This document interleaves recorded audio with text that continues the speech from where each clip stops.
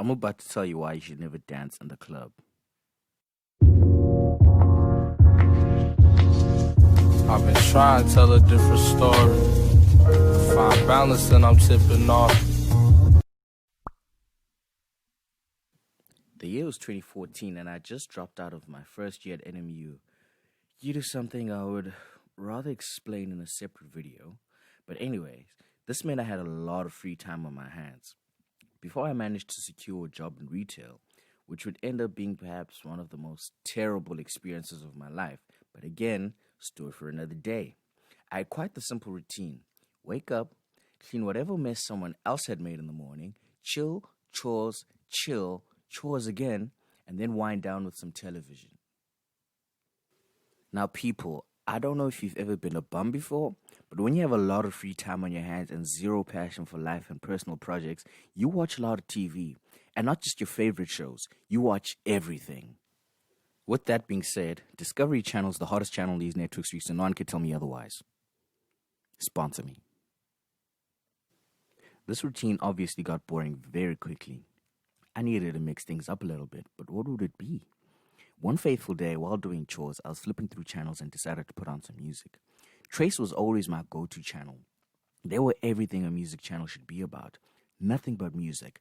All day, every day. Stupid, clearly scripted reality shows? Get that shit out of here. Even the ad breaks was supercut of the hottest music videos. The hottest single out at the time was blazing the charts, Loyal by Chris Brown. The music video was even hotter. This song would play every 20 minutes, but it never got boring. No matter what I was doing, I would watch this video to the very last second whenever it came on. I remember the moment too, as clear as day, analyzing the dance choreography, broom in hand, and I told myself, I gotta learn this shit. And that, ladies and gentlemen, was my life for a good portion of 2014. Every day when I was cleaning the lounge, best believe Trace would be on, and at some point, Loy would play. And best believe I'd be there watching my television screen, imitating Chris Brown like it was Billy Blanks' Tybo. I honestly don't remember how long it took for me to memorize the choreography, but once I did, it was time to get the word out. Whether my imitation was good or not, it didn't matter. I knew it was a certified bullshitter because I once managed to convince my entire matric class that I looked like Lance Gross. But that's a story for another day. I took to the Twitter streets and my approach was very subtle. I would randomly sneak in the fact that I know the choreography on unsuspecting people's completely unrelated tweets.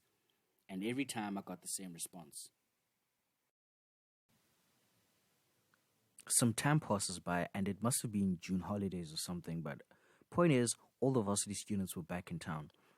East London is not a very fun place to be during the course of the year, so this is great news for me. At this point, I had managed to secure that awful job in retail, so I had a bit of coin on me just in time for me to enjoy myself out with friends. The second greatest pub in the world was at its peak, Buccaneers Pub and Grill. Every Thursday night was a student night, and you could bet your bottom dollar that you would catch me and my friends there each and every week without fail. Those of you from East London would know, Buck student nights back then was stuff of legend. Between 9 and 12, everything cost 9 rand. Shots, beers, ciders, you name it. Lucky for me, I had the Friday off. I hadn't seen my boys in almost 4 months and we'd never been away from each other for that long. Barman was lining them up and we were knocking them down. I was relatively new at this drinking thing and, okay, I lied. That was a lie. However, I tried my best to maintain a light buzz throughout the duration of my time out and hadn't fully gripped what my alcohol tolerance was, so I'd keep the heavy drinking to an absolute minimum. This night was different though. The DJ hadn't even come on yet. I was practically still sober and there were 10 minutes left before the midnight clock struck. My budget would not allow for normal price drinks and the night was still young. I couldn't spend the rest of it sober. I head over to the bar and I grabbed the barman and said, Bruh, I'm sober right now. Kuzobeto 12 and I need something that's going to carry me throughout the night. Oh, he heard my message loud and clear and descended into the bar. When he emerged with a bottle that didn't have any sort of label and poured me a shot. As I'm about to pay, I looked to my left and my homegirl was at the end of the bar and witnessed the entire exchange with the bartender on some, one shot? Bruh, no way that's going to carry you throughout the night. Take another shot.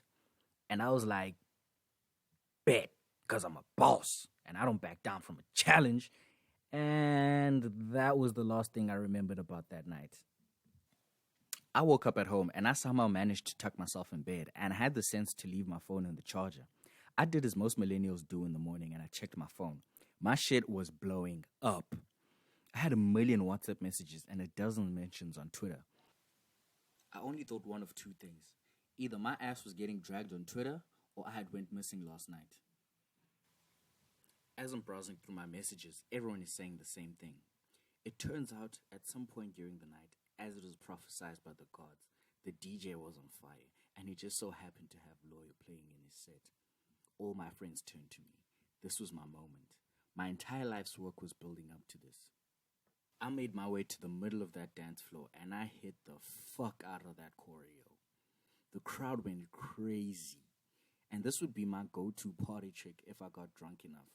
But it never happened too much where it got to the point that it felt overdone. And that was it. I was Puma Sweet, the guy that could hit the Lawyer choreography.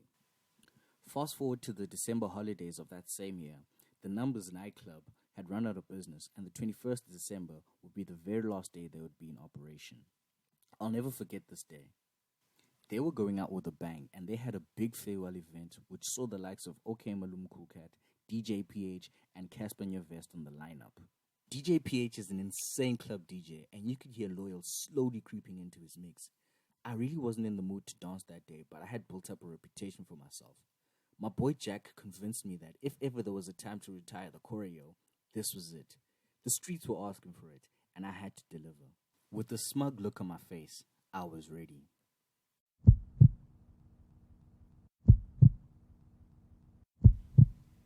And boom, I felt a sharp pain in my knee. I fell straight to the floor. Pamgwe gang. I looked up into the crowd in shame as I sat on my ass. I had popped my freaking kneecap in the middle of the dance floor. The icing on the cake was when my mates had to pick me up from the floor and carry me on their shoulders as if I was injured during a game of rugby. Even more embarrassing was having to explain to my mother and GP the next day that I popped my knee because I was freaking doing Chris Brown in the middle of the club. They had a good laugh about it.